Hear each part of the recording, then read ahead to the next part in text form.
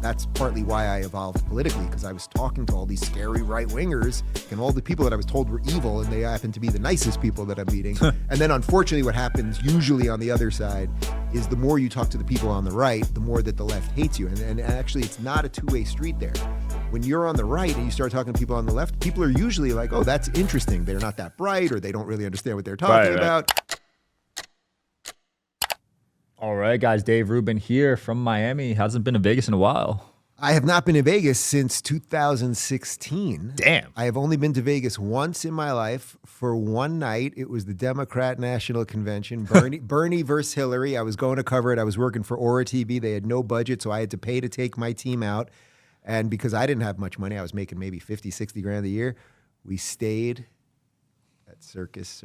Wow, $20 a night. I still have the disease I caught that night. The bed bugs? Yeah. It was that place. I mean, the whole place smelled like a disinfectant factory. Yeah. Something is not right over there. We're leveling up this time. We're over at the Fontainebleau. There we go. Yeah. No wonder you haven't been back since.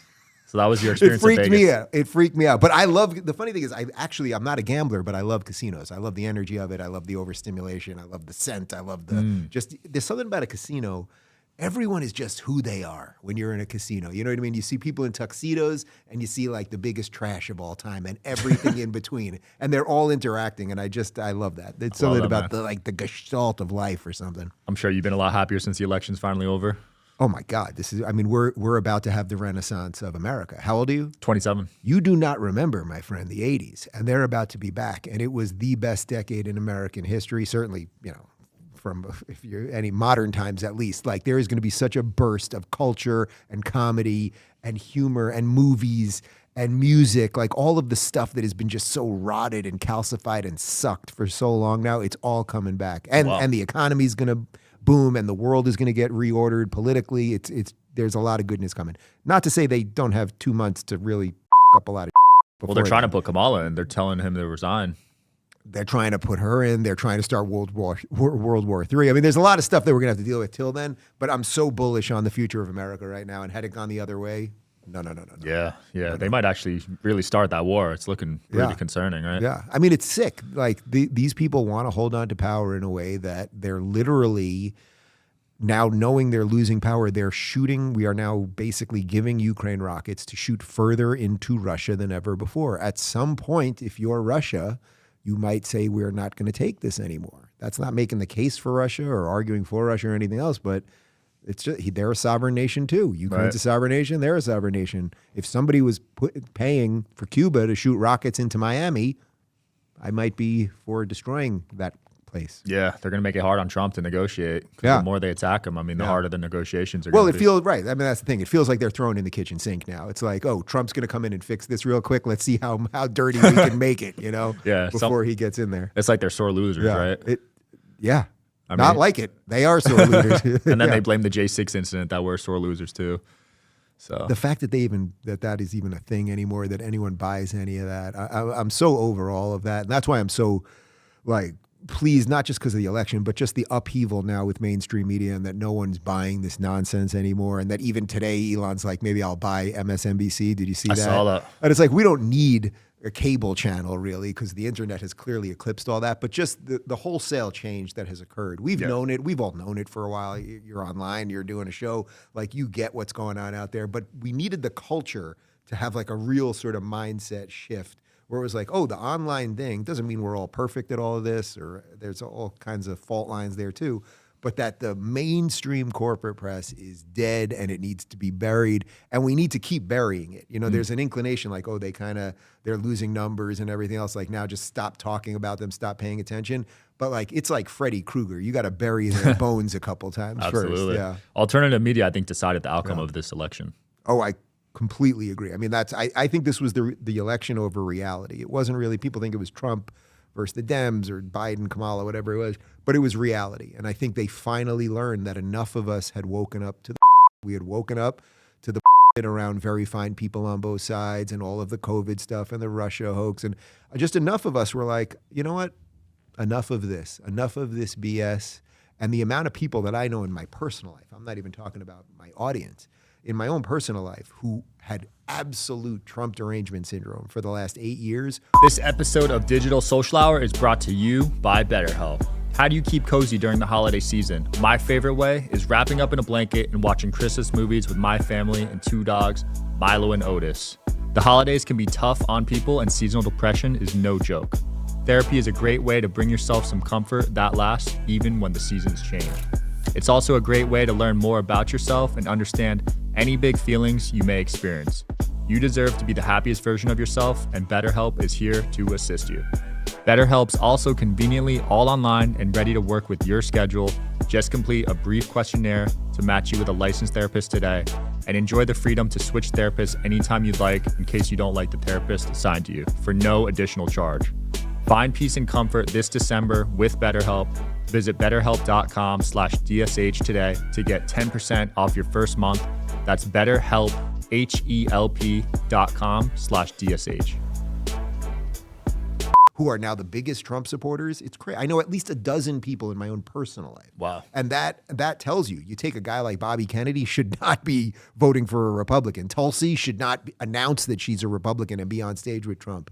Elon should not be a Republican. I should not be a Republican if things were set in some kind of sane way. But here we are. And again, I think this is now the greatest political movement that I've ever seen in my lifetime. It's not a conservative movement. It's an America movement. And we're going to fix the health system. The economy's going to start chugging.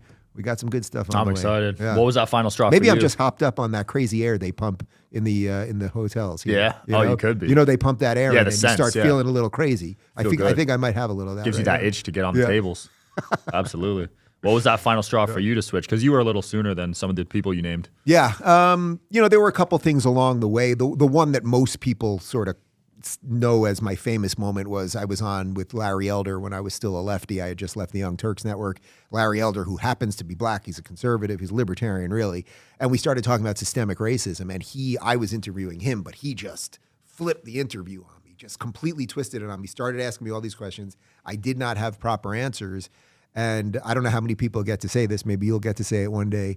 But in my career, I think my best and worst moment was at the exact same time because it was my worst moment because I came to a gunfight not ready for the debate. I was not prepared, and he was. So that was why it was my worst moment. And it was my best moment because when that show ended, we weren't live streaming. It was going to be aired the next day, and I was at Aura TV at the time. So we had a bunch of producers and stuff. I go into the control room after, and all the producers were like, "Don't worry, Dave, we'll cut that part out. Don't worry about it. Don't worry about it." And sometimes in life you just say something. You don't even think about it. You just say something, and it's the right thing, and there's a reason it's right because it's true. I was just like, no, we got to leave that in. If I'm an interviewer, I can't cut probably the most important part of the interview. Then what am I doing this for? And we left it in, and the next day, it gets cut a zillion ways across YouTube, and it's black conservative destroys white libtard and all that, and it gets millions of views in many different iterations and across all platforms. And for a day, I was like, man, this really sucks. And then I started looking at the comments, and there were all these people like, hey, Rubin was listening, and he said that they'd continue the conversation and everything else. And then you flash forward 5 years, and I'm on stage with Larry Elder when he's campaigning to be governor during the Gavin Newsom recall. Because we became, and he's a dear friend of mine now. And it's like, that's what a proper evolution is about. If you go towards the truth, good things will happen. Full circle moment. Yeah. 60 Minutes did not, or they did cut stuff out. You did not. I just wouldn't do it. I wouldn't do it. I've done, thousands of interviews at this point. We've edited only one for content ever, and it was because somebody whose name need not be mentioned, but who's a fairly big star, everyone watching this knows the person, was so drunk and stoned that I actually felt it could completely wreck their career in a really terrible way. So we edited that one. And then beyond that, we've edited, if somebody has a coughing fit or has to get up to go to the bathroom. But otherwise we just let it be and let the chips fall where they may. And 100%. I'm the same way. I've only edited if they asked to cut something out, but other than that. Have you had people ask because they want to cut out, they said something wrong or they realized they stepped in? More like a PR thing, like they announced something too early or whatever. So that type of thing, I wouldn't have an ethical problem with that. If it was literally oh, I shouldn't, we're launching a product and something like that, I wouldn't have a problem. If it was content, if it was specific content, I think I would have some sort of ethical dilemma or at least a discussion with them about it. I don't do as many live as I used to. I used to do a ton of my interviews live stream. Now we do my daily show live stream, and we do the interviews usually pre-taped. How come? More because of scheduling than anything else. Oh, okay. You know what I mean? Like you just start doing this, and just like you just finished up some stuff. And then, it just gets more complex to be doing it that way. So for me, it's like we know we're doing my live show every day, 11 a.m. Eastern. That's what we're doing. And then the interviews, we just kind of set them as the day's going by. And also I'm busier now than I was back then. So with hits or travel. So it's purely like a mapping thing. More than when it comes to picking guests, do you have a line that you draw with certain people that you'll have on? I try to make it as wide as possible, but as you probably know, like the bigger you get, it starts becoming a little bit more complex because especially if you do anything roughly political or cultural, generally speaking, people on the right or whatever we just described as this new Trump thing, they're willing to talk to anybody and have those conversations all the time and laugh about it and then break bread with you after. And that's partly why I evolved politically, because I was talking to all these scary right-wingers years ago and I was like, wait a minute. Larry Elder's a nice guy. Ben Shapiro's kind of cool. Having dinner with Dennis Prager and Glenn Beck and all the people that I was told were evil, and they happen to be the nicest people that I'm meeting. And then unfortunately what happens usually on the other side is the more you talk to the people on the right, the more that the left hates you. And actually it's not a two-way street there. When you're on the right and you start talking to people on the left, people are usually like, oh, that's interesting. They're not that bright or they don't really understand what they're talking about. It's sort of what Bill Maher is going through right now, where he can very easily talk to all of these people on the right on his show, even on his podcast. He's just getting stoned with largely conservatives, and he doesn't really disagree with them anymore. But it's getting harder for him to find lefties that make sense because the progressives have, gone so nuts. Yeah, it seems like he has shifted, Bill Maher. He says he's in the exact same spot. I would argue, and I've made this argument to him on air and off, that he should shift. Because you get it, Bill. You're right on free speech. You're right on identity politics. You're right on all the stuff. What the Democrats have done across the board, just vote so then don't vote with them. Like, come on, man, last step. He may never get to the last step, but the fact that he's willing to hold the position, I think is honorable, which is why I play a lot of clips on my show of him. I credit him a lot and I give him a lot of It's like a total 50-50 parody on it. Yeah. No, that's a good point what you said earlier, though, because I've had Pac-Man on, I've had Harry Sisson on. I don't know if they'd have me on their show, to be honest. I just did this thing with Pac-Man on Piers Morgan. You get 18 boxes and everyone's yelling at each other. And it's just like, there's just nothing there. There's nothing there. And the fact that Sisson, who it's not even worth finishing the sentence on, but it's like, you're basically getting like a 15-year-old, like this is what the left has been left with. There's so few people to make coherent, good arguments on the left that when Piers Morgan, who has a huge show, is trying to get people left, he's left with getting this kid because there really are very, very few people on the left willing to make good arguments. Very few. I can only think of a handful, maybe Destiny, Pac-Man, and I really don't know after that. I don't even know that those guys are making particularly good arguments, but I'll at least grant you that they're willing to go on those things and talk to people. Do you do debates often? Not as much as I used to. I used to do a lot more. I was kind of early in on the internet when that was like happening all the time. And then I have like the scars of that and the successes of it and everything else. I'm much more interested in building things right now. I'm much more interested in people that are just like doing cool things and building businesses and doing things that are less political. I built a tech company in the middle of this. I'm interested, everyone's kind of interested in like the food and health and fitness stuff right now. So I'm more interested in like, let's do all the things to fix America rather than debating whether socialism is good. Like, I'm past it, man. I'm past it. I feel that. What's your tech company about? So we started locals.com about 5 years ago, basically to fight big tech. Patreon. Do you remember Patreon or do you use Patreon by chance? No, I remember it not. though. Okay. Patreon was basically the subscription model for all the creators, and they were kicking people off and just banning them overnight without any recourse. I was touring with Jordan Peterson at the time. And we were looking at that like, well, this isn't right. And I was making about 80% of my company's rev on Patreon. And I was like, well, I can't survive like this because I might say something that they're going to kick me off tomorrow. I can't run a business like that. So spoke to my brother-in-law, who's a tech guy. We started locals.com, which was basically to build subscription models for creators where you own everything. You own the data. You control your community, live chat, video, blah, blah, blah. We built it. We eventually merged with Rumble. Rumble went public. And nice. And I think we did a really nice... let's say it's a nice little feather in my cap of fighting for free speech, fighting for the things that I talk about all the time. I put it into action instead of just talking about it. Well done. Cool. Yeah, not bad. I remember Patreon was everywhere and they kind of like fell off, right? Deservingly so. So Locals has taken a lot of the market from them. And then, there's some others as well. Nice.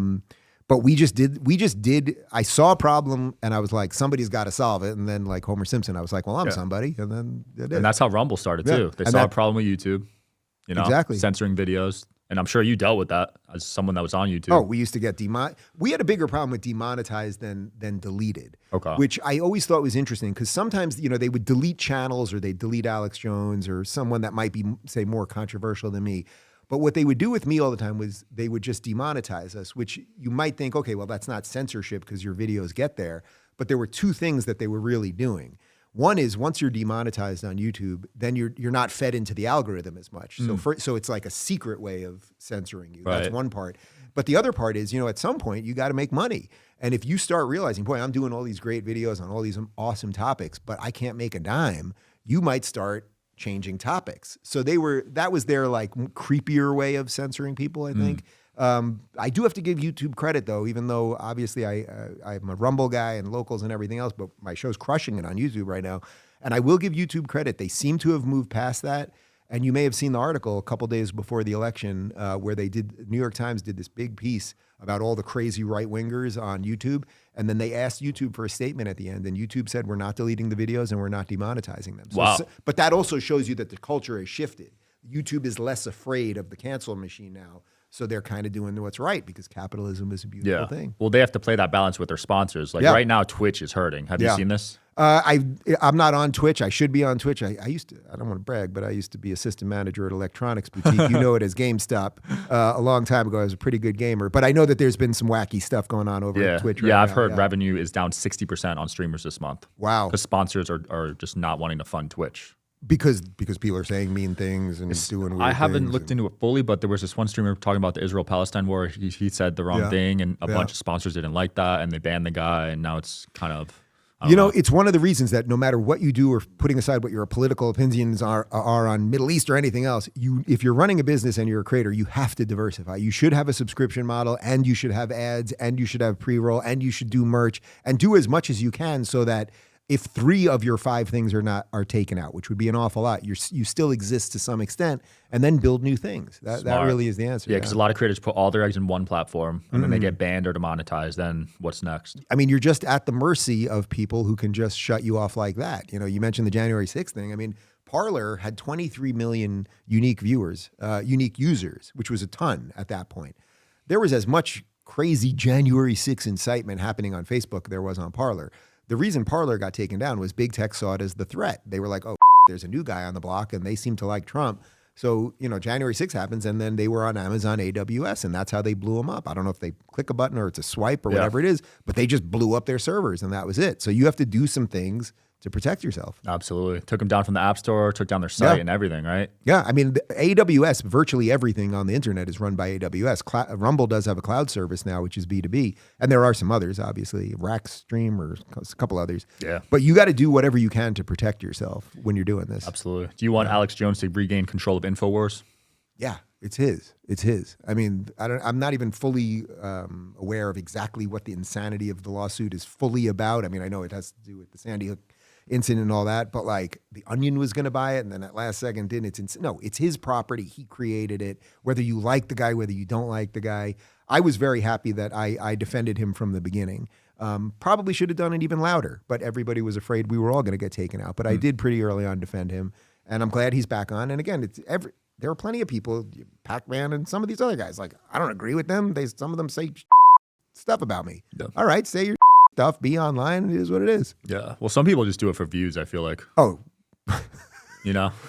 Let's be honest. Well, the weird thing about the game as it relates to that is like, if you could go on my channel and I talk about CNN hosts all the time and I talk about mainstream hosts all the time, but I virtually never talk about like the lefty versions of me or my God, this guy on YouTube said this. Like, to me, that's such child stuff. Like, let them have their corner of the internet. It's not great. Most people mature out of it, actually. Right. Or, you had Pac-Man on, and it's like, I think if you sit down with most of these people, their ideas are pretty thin, and people wake up pretty quickly. So I'm not interested in, like, just doing that. But I know that for a lot of these guys, if they talk about me, It makes the money. It's just as simple as that. It's not much more complex than that. Yeah, you're one of those names. I don't think they think I'm as evil as they would purport to, as the channel might imply, you know? You're one of those names. You're like Logan Paul, where if someone makes a bad video about you, 100K views guaranteed. It's just, which is so funny because to me, I'm not I guess I'm controversial in that we live in a strange world. But if someone was to take the totality of my opinions and the way I live my life and my career, you might say this guy I would have been fairly mainstream kind of whatever, milquetoast if this was 1986 or something. Yeah. Pretty crazy. I don't think you're that controversial. Yeah. I don't think I am, but whatever. Let them have their corner of the internet. It's all really relative mean that. though, right? Yeah. What do you think of all these people leaving X? It's not going to work. I mean, the blue sky thing is not going to work. They've tried other versions of this. Even on the right, they tried versions of this during the old regime. They had Parler and they had, what was the other one that Jason Miller created? What was that called? The Jason Miller Twitter alternative. Not Parler. Was it? What the hell was it? Well, then Trump had Truth Social, but then there was the one, Getter. Getter was the other one. There have been versions of this that they've tried on the right and it never really worked. Truth Social has parts of it working because Trump is there. Right. He's back on Twitter now too. The left, the problem is they can't really create things because at least as the left stands now, they don't really believe in free speech. So I'm seeing the same screenshots that I'm sure you're seeing, these people getting banned and kicked off for this and that, and it's all going to be the worst sorts of people fighting. And the truth is, as I just said, the culture has so shifted. X is where the action is right now. If you want to be in the game, X is the place. And the irony is, all Elon did was make it even. He didn't make it more right. His politics, maybe you might think, are now more right because of the Trump thing. But all he did was say, hey, we're going to not shadow ban as much. We're going to make the playing field more equal. You know how many times a day I could open up my Twitter feed and see people posting Nazi memes at me and horrible things that they say about me and everything else? So you either block them or you mute them or you ignore them or don't open the freaking mentions. Right. But I would much rather be in a place where the action is and be a part of that than just go to my own little nothing and argue with, not the brightest people in the world. Yeah. I don't even argue on Twitter. It's not worth it. Yeah, no, it's not. It used to be fun to do that sort of thing. And every now and again, I'll get into one. But it's pretty rare. More often than not, I'm about to do it, and then I'm like, literally, what is the point? What is the point? But years ago, and all these social media things, they all kind of they have these waves where at one time, Twitter, when Twitter first started and hashtags were big, they used to have these hashtag games. And it would be like hashtag a political sitcom, and you had to combine like a word from an old school sitcom with like a current day politician or just like some silly little game. And that's what Twitter was. And then now it's become hyper political, obviously, and right in the middle of the culture wars. But I would just rather be where the action is, where people are fighting it out and duking it out, and where free speech is respected than anywhere else. Yeah, Twitter's hot right now. They're unbeatable. Yeah. What's your stance on TikTok? 'Cause I have a mixed one on this. I'd love to hear your opinion. So my show is on TikTok, but I said to my social media guy, he wanted to do it. I did not want to do it because of what's going on with China and everything else. And I was like, I'm not putting it on my phone, and I'm certainly not asking an employee of mine to put it on his phone. He said he wanted to do it. We're doing quite well on there, and I'm just kind of letting it be on that. But I don't even have it. I've literally never even scrolled once on TikTok, so I can't totally speak to everything that's going on there. Yeah, I think a lot of apps just spy on you, not just TikTok. Yeah. You know what I mean? Oh, no, everything does. I mean, literally, I bought a freaking outdoor swivel chair that I bought just by going on my computer to a website.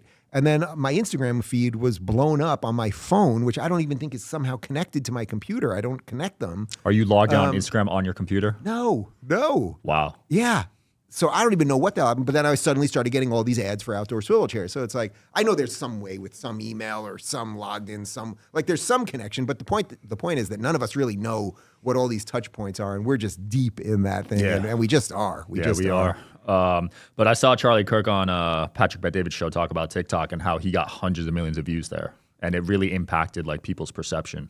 Oh, I think that's absolutely true. The other thing is it's a little hard to tell how much of the traffic is real. Right. It's hard to tell how much of the traffic is real in general, but much less when it's coming out of China and if they want to push things a certain way and everything else.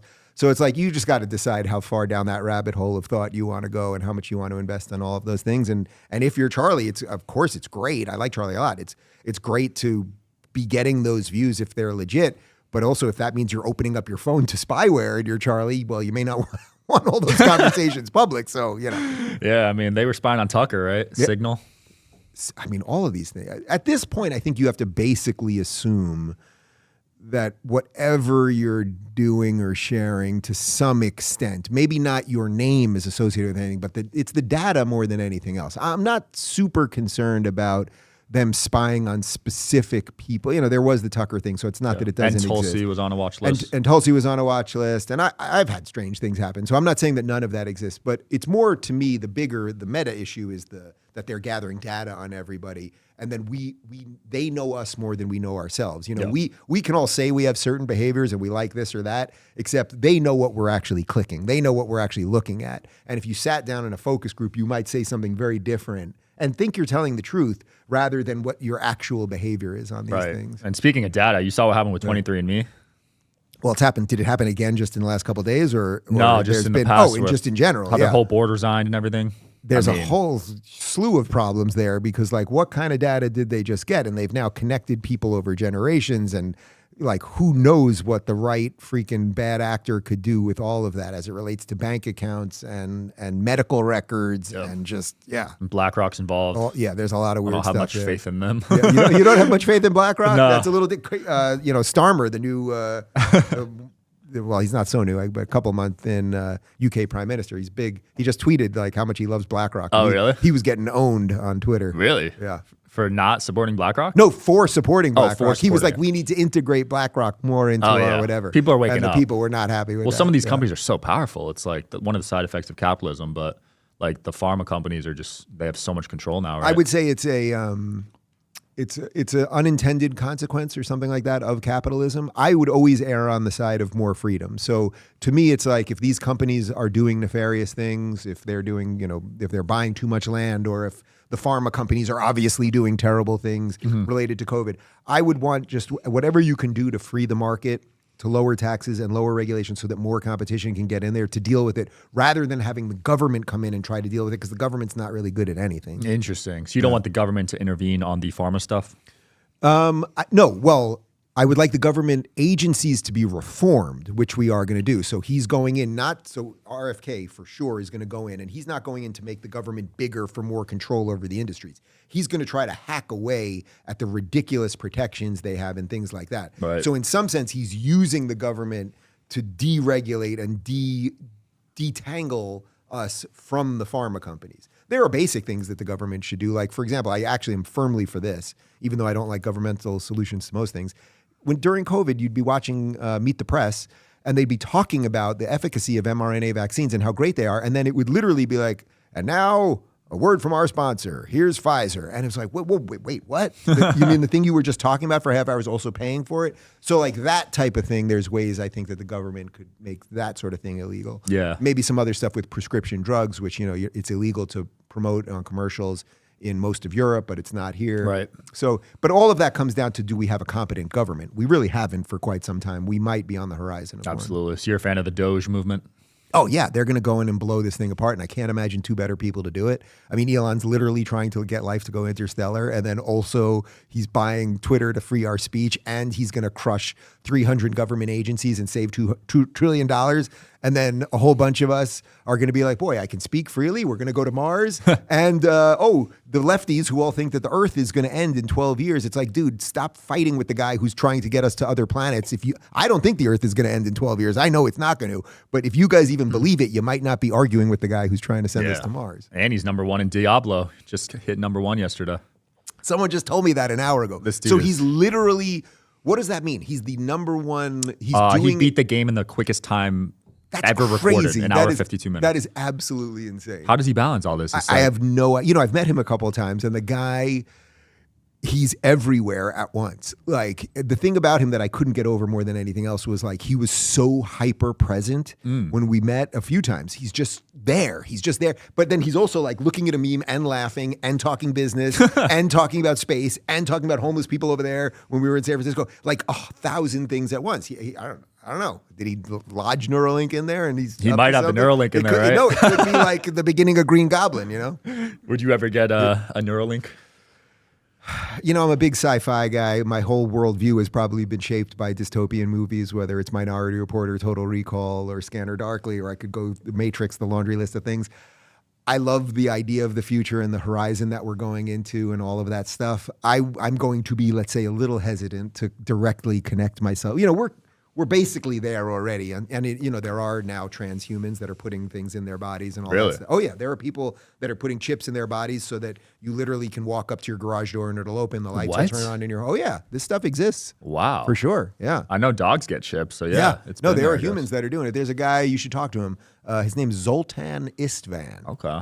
There's a name for a transhumanist. And he's put some chips in and we'll just have, we're going to have more and more of that. I mean, you saw the video, I'm sure, with the Neuralink and the paraplegic playing chess. I mean, there's just unbelievable things on the horizon. Well, I did see Bill Gates wants to microchip a lot of people, right? Oh, he's going to microchip the hell out of us and buy all the farmland. And he is an evil. I mean, it's so interesting because Elon is portrayed as evil and he's good. And Bill Gates is portrayed as good and he's evil. It's like, man, everything is upside down. I know. I remember as a kid really looking up to him, to be honest. I saw him in the Guinness Book of World Records books, like for Microsoft, being the richest man. And I was like, I want to be him one day. All he did was create an operating system that brought viruses to us. And now he's trying to supposedly stop viruses. It really makes you wonder. I mean, think about that. Why did Apple and Mac take off after, IBM and then PCs in general once it became ubiquitous?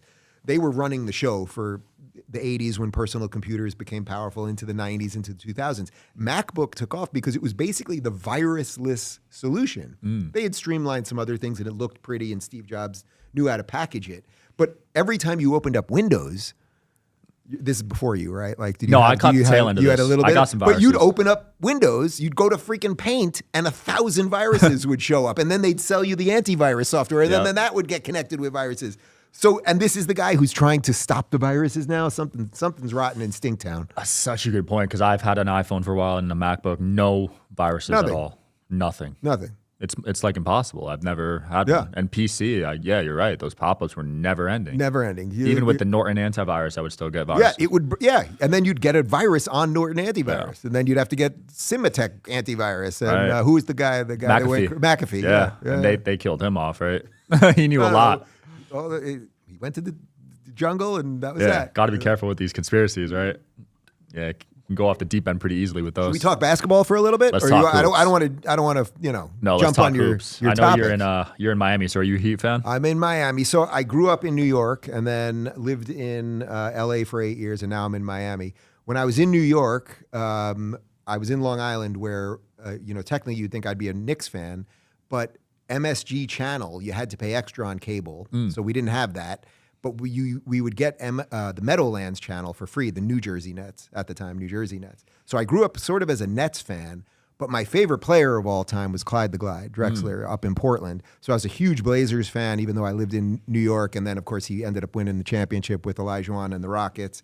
And for my birthday a couple of years ago, one of my agents, I look at my phone, and he sent me Clyde the Glide's contact. And now we text every now and again. No way. That's as good as it gets, man. Full circle moment. And my friend Phoenix here can attest, I've got a pretty sweet finger roll. 48, I can't do all the things I used to do, but I still can finger roll. Who wins one-on-one, me or you? You're 6'6". I haven't seen you play. I have a torn ACL on my left knee, but I do PRP. You know about that? No, what is PRP?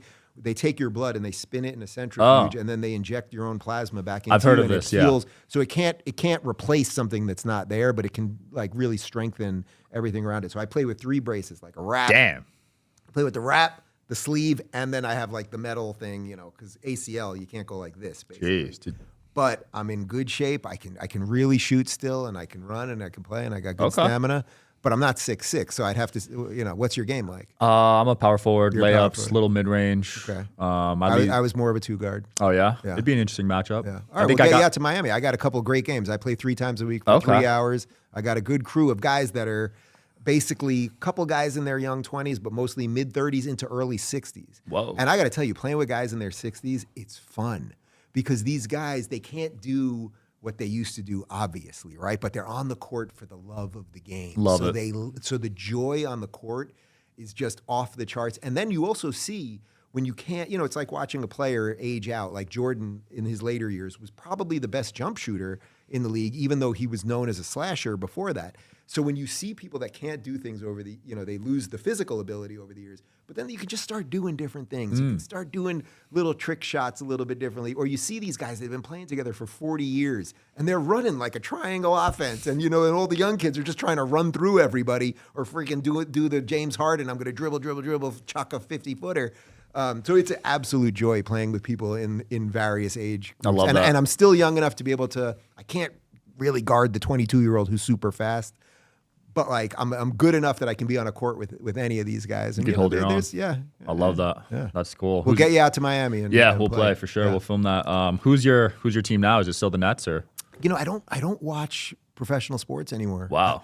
I basically got burned out during the BLM thing. I could not. I was already because my life is so political and what I do is so political. That already, even before BLM, SportsCenter was doing politics every night, or it was like, who did this player murder, or who beat that woman, and it was just every night. And I grew up, I wanted to be a SportsCenter anchor. I grew up in the heyday of SportsCenter. When I was in college, it was with Keith Olbermann, who's now a leftist maniac, and Craig Kilborn. Do you remember Craig Kilborn? No. Craig Kilborn, he ended up having the Late Show after Letterman. Okay. The guy was funny as hell. He was the one that really, to me, made SportsCenter funny. When it really started becoming almost like a comedy show instead of just straight, dry sports, he was the guy. You should check some old clips of him. And that's really what I wanted to do more than anything else. But then as time went on, it just started becoming a political show. I was just like, I'm sick of hearing about racism when I'm trying to watch basketball highlights. Right. So that kind of just turned me off. I watch old games. I literally, if you go to my YouTube search history and you'd see what I'm doing during cardio, I watch 80s and 90s NBA. Those are classics. Yeah. Even though they're blurry, those are classics. And they weren't blurry back then. People your age think that they were blurry. You understand that they were not blurry for us. Wait, so how is it blurry now? I don't know. Mandela effect. I don't know. I was playing one of my guys, my social media guy, Brock. He busted out on PlayStation 5. He busted out NBA 2K, whatever the newest one is, right? So I wanted to play with my old school Blazers 91 team. So we go back, and then now that they like skin it so it looks like you're watching it on TV in that age. You know what I'm talking about? Yeah. No. So they make it blurry when you're playing, and I'm like, it was not blurry. We watched things that looked like, it wasn't. We didn't have HD plasma giant screens, but it was not blurry. I think your brain back then couldn't comprehend what today looks like. You know what I mean? Well, that might be true that it's gotten so much better, but it was not blurry. The way they've somehow blurred everything, it just was not that way. I promise you. I feel that though. That BLM stuff was nuts. All the players were wearing it. I was like, damn. I just couldn't take it. I was just like, you know what? I'm not interested in giving these guys my money. I'm not interested in watching anymore. I love I'm such a fan that like I've watched the 92 finals where that was Jordan, the famous shrug, and he beats Clyde, which was sad for me. But I could give you basically every shot of that 6-game series. I've watched it so many times, and I just love it. It's just like something. I don't know. It connects me to a certain time in my life or something. Yeah. And basketball was very different than it is now. I also professional basketball, I just think has become so bizarrely one-on-one and all the dribbling and like deep three-pointers. They take 63s a game now. Well, Steph, who revolutionized the game, in some sense, he did a little damage there too, because then everybody was. Wait, how many did you say? The Celtics on opening night took 61 three-pointers. God, out of how many shots? That's probably more than probably half the almost shots. Way more than half. Yeah, it was almost all their shots. That's just not. And this is, you get older and then you start like, in my day, everything was better. But like, you'll see it too. Like one day you'll be there because they'll add a 4-pointer and you'll be like, we had 3-pointers. No, when I played, because I played growing up as a center, you didn't have to have a jump shot as a center growing up. You just had to make layups and get rebounds. Yeah. That's it. I remember when I was growing up playing, and my uncle, who was a pretty good player, he went to Duke. He didn't make the team, but was always practicing with the Duke guys. And we used to play all the time. And he grew up in a time before the 3-point line. So I grew up in shooting threes, and he could never understand it. He couldn't, like, it couldn't work in his brain. Why would you ever shoot a three? Why are you shooting out there? It just doesn't matter. Learn how to shoot a jumper. And then, of course, the mid-range jumper did get decimated. I mean, who shoots a mid-range jumper It's gone now. Maybe like Kyrie Irving. There's not many players these days. Yeah, it's just, but it doesn't mean it's always changing for the worse. So I don't watch enough to know, and I know there's some super skilled guys, and my guys, I see what's his name on the Spurs. Wemby. Like, I'm watching some of these highlights or Giannis. Like, obviously there are guys doing awesome things. I just don't have the interest in that way. Yeah, I'll say this about Bron because I like him as a player, but off the court is so hard to like him, man. Like, oh my gosh. With the book that he's never read. Dude, when he made that post back in Kamala, I was like, this might be the final straw for me, to be honest. I'll tell you something funny. About a couple of weeks ago, I was with my sister-in-law, and she was looking at a house maybe to buy in Miami, and we're parked in front of the house, and it was a narrow street, and there's a blue Lamborghini behind us, honking, honking, honking. We didn't realize it was there, honking, honking, honking. And then we kind of move out of the way, and it rolls up, and it's LeBron James, and he gives us the evil eye. No way. He gave me the evil eye. I got the stink eye from LeBron James. Yeah. What a story. Yeah, dude, I wanted him to pass Jordan, but just off the court, man. Wait, you for points? Just in terms of GOAT status. I don't know that anyone can ever pass Jordan. Well, I think it's 6 for 6 in finals. I just don't know how you beat that. Everything else, and if you think about what Jordan did, takes out Magic in 91, takes out Clyde in 92, takes out Barkley in 93, who won MVP that year. Then he has he has the off year in 94, and then he does lose to the Magic in 95. Then he takes out Kemp and Peyton in 96, and then takes out Stockton and Malone those last 2 years. Yep. It's like he took out everybody. And he took out Ewing, who had pretty great Knicks teams in the Eastern Conference Finals. He took out Reggie. He assassinated everybody. So to me, even if LeBron's numbers, which will probably overall be better, right? I mean, yeah, he's already got more points. Oh, he has more points too. He's the number one scorer all time right now. He just became that last year, I believe. Wow, I didn't even know that. So, look, stats are stats. So you can't argue with stats. But I think if you what's LeBron's finals record? It's like what, like 3 and 6? Does he have 3 or 4? Or maybe I think he has 4. So 4 and 6. That's pretty damn impressive, whatever it is. But the fact that Jordan was 6 for 6, to me, that is the thing. And he just assassinated the guys. Right. I mean, that shrug game, that game 1 of the 92 finals. Again, I'm a Clyde fan, so I literally was crying. I was 16 years old, and I was watching him. I was watching him shred my favorite player. And he could not be stopped. Yeah, and he retired at his peak. Imagine if he kept playing. Yeah, there's a lot of conspiracies around why that happened, and the gambling thing, and his dad, and there was a lot of stuff there. But well, first off, not only could he have continued those 2 years, but even when he came back to the Wizards, had he gone to a good team, that was his one mistake, I think, in his playing days, is that he could have gone to like the Sacramento Kings or something. They were awesome at the time. That was when they were playing the Lakers and Kobe and Shaq and everything. They had Bibby. And had he gone there and been like, I'll be a 6th man, or he could have been a starter there too. They had a solid team. But like, had he just been like, I'll just be on a great team, but I don't have to take 30 shots a game, he could have played at least another 5 years, and he probably would have won a couple other championships. Instead, he's like, I'm going to go to a Wizards team that had nobody. Juwan Howard, maybe. I don't even remember who was there. And I'll score 40 a couple times, but so I think that was his one mistake. That is a big mistake. People wish he never came back at all because of those years, right? The Wizard years. There was a whole documentary about it. I remember watching it, and it was kind of like, it was just sort of like, what's the point? Because he was so associated with winning. It was just win, win, win, crush everybody. And now it was like, all you were tuning in for was, could Jordan score 45 again? And he did do it every now and again, but then he had games where he didn't, and you were just like, oh, you lost by 20 and you scored 16. What was the point? Yeah. But it's hard. But look, we should only be so lucky that we will be the pinnacle of success and then want to keep going with it. Absolutely. You said you were a big gamer earlier. Back in the day, I was, I grew up on Nintendo, 8-bit Nintendo, NES, and then my prime years were Sega Genesis and then PS1. And that was my college years, just stoned every night playing. You were a stoner. Oh my God, college. I smoked more weed from 1994 to 1998 than probably freaking Snoop Dogg. That's who I was going for. I was going to say Martha Stewart, but probably Snoop Dogg.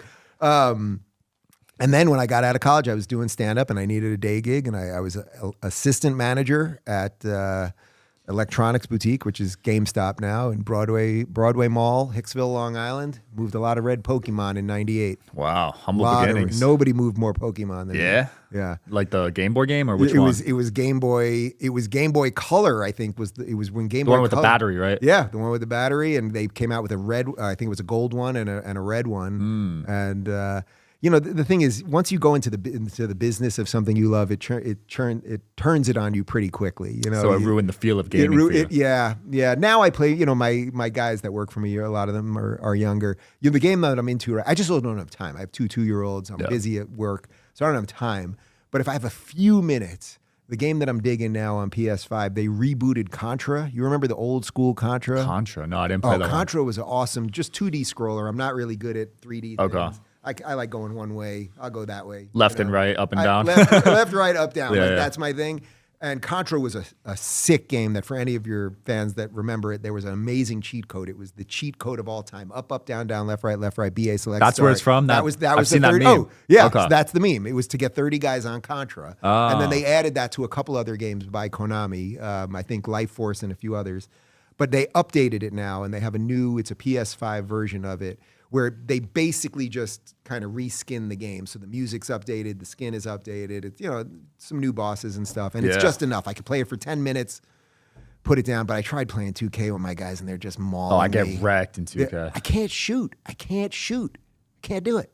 That game's hard, man. There's a learning curve on that one. I like games where you could just get in there and dominate. You remember NBA Jam? Yeah. So I was a little too young, but I saw it. I have the arcade version of that in my house. That's your game? Yeah. Just 3 buttons and the joystick, right? 3 buttons, joystick, and I can still beat my 20-year-old social media guy, so that's good. Nice. That's basically my main marker in life. Nice and simple. Can I still beat my young employees at video games? So you're competitive. I love it. Two What do two-year-olds. What do you play? I play Fortnite and chess. I was a big FPS first-person shooter gamer growing up, so I was really good at those games. So I got really good hand-eye coordination. What was like the first-person shooter? Was that like a Doom? I guess was probably like the precursor I heard to of all that of one. that, right? I played Combat Arms. A lot of people played Call of Duty. GoldenEye's before you, right? GoldenEye's before me, yeah. I think most people think that was like the first That one. was like the standard of excellence that then probably They spawned set the off all tone. this stuff. Yeah, and then Call of Duty just took off. And Grand Theft Auto.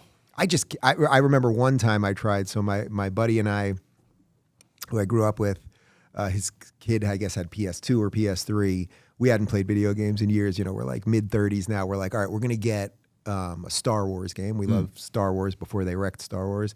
And we got one of the Battlefronts or something, where you're in the whole world and you're running 3D. And we open up the game, and it's the two of us, and we could not get out of the room. Whatever room we were in to literally start the game, we were laughing hysterically. Like it was 10 minutes of just, first it was frustration, then it was like kind of anger, and it ended in 10 minutes of buckled on the floor, hysterical laughing. That we spent so much of our childhood playing with these games, these buttons, masters of everything. This guy beat Super Mario Brothers in 9 minutes. Damn. And we could not get out of the room. Games are hard these days. And I remember back then, if you got stuck somewhere, you couldn't just look it up on how to beat it. You didn't know had to figure it out. Not only that, but you also couldn't save back then. Right. So no matter how far you would get in a game, if you just kept dying at that same boss, you had to redo it again and again and again. Actually, someone could find this maybe. Probably my best video game moment is that Adventure of Link, which was Zelda 2. So there was the original Legend of Zelda, and then there was Adventure of Link, which most people say is the hardest of all of the Zelda games, including all the new ones on Wii and everything else.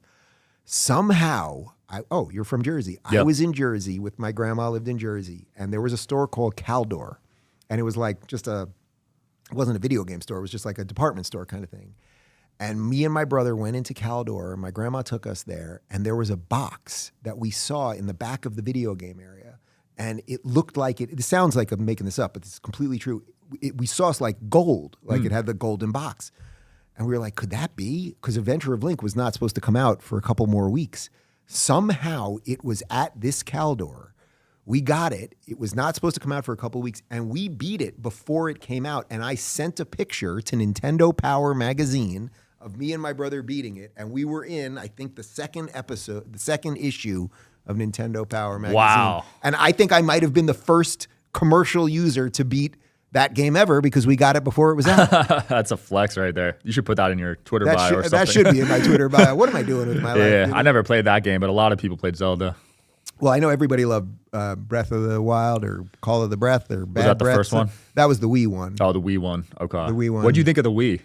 I thought it was ahead of its time. You mean the original Wii with the the one with the tennis sticks and the sensor? My nephews and nieces have it, and like it's just fun. I liked it because it was like I can't really get into the deep games anymore. Like I'm not doing Call of Duty, but like I can strap on that thing and play tennis and do that kind Wii of tennis stuff. was fun. Yeah, it's funny because my nephew now is about 7, and he's really into video games suddenly, and he had this. My sister, I guess, got him some like knockoff kind of portable thing, that has all the old games on it. You know, like one of these things that has like 1,000 games. I've seen that. You know, they've got like Nintendo and Genesis. Yeah, I get TikTok ads for that. Yeah, it's that thing. That's the thing. But I was watching him play on it, and it's like, you know, they're not all configured right because the buttons were different on all the systems, and I was like, the screen's not right. So a fan had bought me a Wii, not a Wii, Switch, a couple years ago. And as I said, I just don't have time. But we've got the PS5 in my studio. So I said to my nephew this like a month ago, I was like, Elon, would you hold on to this thing for me? I can't hold it right now. Could you hang on? The joy that I saw in this kid's face, like you've never seen happiness like that ever. And now he's been to my house a few times since. And he's like, Uncle David, can I hold on to it? And I'm like, yeah, you got to hold on to it for a little bit. And it'll just be like our running thing forever. I love it. The one mistake that I made was I was still logged in with my credit card. And the kid did buy about 20 games on that till I realized, but what are you going to do? Oh, man, that was me with iPhone games, Clash of Clans and stuff with my mom's credit card. Realized? Yeah, I'm glad the narrative on video games has changed because I have a lot of good memories from video games, and there was a lot of shame too.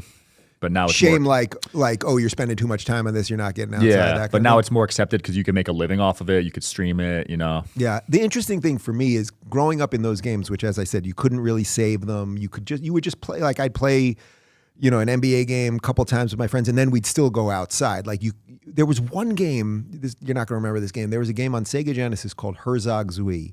It was a split-screen strategy game. So, you know, you had to build bases and increase your sphere of power so you make more money so you can buy more weapons, blah, blah.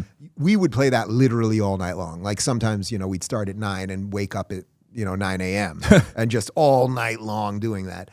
But beyond that, you would play for like an hour and then we would just jump on our bikes and go outside. So something has shifted with the addictive nature, I think, of the games. And everything else that you know, again, as a father of 2-year-olds, like I'm going to have to be very aware of that sort of thing. Like the things that you grew up with, the tech that was in place and the trickery that was in place to just keep you there all the time instead of playing ball or whatever else.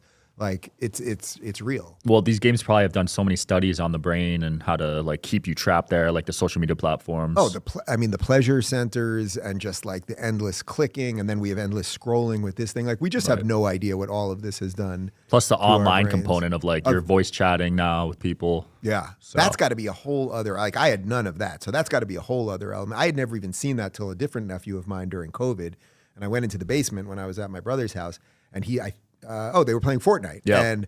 And he's got the headset on, and they're all screaming and going crazy. And like you really realize, wow, in my day, these kids at least would have been in the same room. And now they're not even, that was also a COVID thing, but like at least in the same room, you're going to break it up every now and again. You're going to go upstairs to get your Prime and Takis or whatever, where now it's just like, it's so it feels social to some extent, but it's really isolating actually. That's true. Yeah, I've gone through my phase where I played a lot, but yeah, you got to touch the grass. How much do you play now? Only weekends and a few hours a day. Yeah. I got it under control, but yeah, with the podcast, I'm so busy. So. Yeah, trust me, this is better. Yeah, this is better. You're building something and creating something, and then one day you will have some time and you'll have some kids and you'll love introducing them to it. But like at some point, it's like, how old are you? You're 27. 27. Getting married next year. Oh, awesome. One kid's around 30. Yeah. Oh, so you want kids around 30. So you're on your way. You're on your way. Well, not that you asked, but you're on your way. I want to give you your flowers. You set the way for guys like me to come up in the space. You've been at this for a while, so. It's weird to become the veteran. You're the veteran. It is funny. Something happened in the last couple of years where now people say that to me, or they bring me on shows and they're like, he needs no introduction. I'm like, what? Like what? Like there's something. But I guess, you know, Bill Maher said to me once, because I asked him about the longevity of his career, because the guy's been, you know, he started stand-up in the late 70s, and he's as popular now as he's ever been. And he said to me that one of the things that he's most proud of is just that he's still here. Because there are a lot of guys that do a lot of different things that are amazingly talented. You know, there's sports versions of it. You know, a basketball player, J.R. Ryder, should have been the next Michael Jordan and just became nothing. Or Harold Miner. There's a million of those guys. Who would be a current one of them?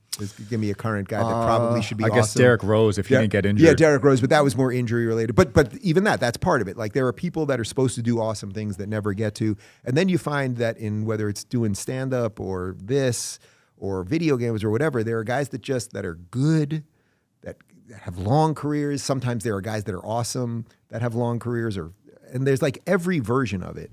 So when Bill said that to me, and now people say what you said to me, which I really do appreciate, it's like, I've been around, and I think I'm at the top of my game right now. So it's like, let's see how long we can run this thing. I love it. Well, Dave, where can people keep up with you, man? you want to meet me in the universe where we porta can play potty. Contra? No, wait, the porta potty is that a video game? That will be a video game one day. Porta potty. You're gonna strap on the. What There's the hell's people that box in the those. Quest. Yeah. Oh man. Yeah, have you seen crazy. that? They box in the cars, the telephone booths, the porta potties. I got a Quest, and then we just got it just to test it. And I did Beat Saber a little bit, which was actually kind of fun. And then I was just like, I got to be in the real world. I'm on this thing enough. I got to be in the real world. But I've thoroughly enjoyed this, and we got to get you. We got to get you to Miami. Yeah. And we'll have a 3-point contest because it sounds like you're more. You might win that. You're a mid. No, that's why I'm offering. The 3-point contest. I'm not stupid. We're not gonna have a post-up contest. All right. Well, it's been fun, man. We'll link your stuff below. All right. Awesome. Thanks, guys. Peace.